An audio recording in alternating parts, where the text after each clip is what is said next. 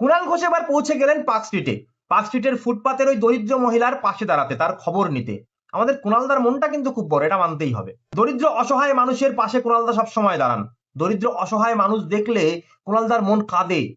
মানুষ শুধু শুধুই বলে যে কুণালদা যেখানেই যায় শুধু রাজনীতি করে, তাই না বলুন? কিন্তু আমার প্রশ্ন হচ্ছে, 2013 সালে যে সারদাকাণ্ড হয়েছিল, যখন গরিব মানুষের জমানো টাকা এক নিমেষে উধাও হয়ে গিয়েছিল, যে কারণে প্রচুর মানুষ আত্মহত্যার পথ বেছে নিয়েছিল, সেই সব মানুষের খবর নিতে তখন তো কুণালদা যেতে পারেননি, কারণ তিনি জেলে ছিলেন। কিন্তু জেল থেকে ছাড়া পাওয়ার পর নিশ্চয়ই খবর নিতে গিয়েছিলেন, বলুন, যে সেই সব গরিব মানুষ নিজেদের সারা জীবনের জমানো টাকা হারিয়ে এখন কেমন আছেন সেটা দেখতে।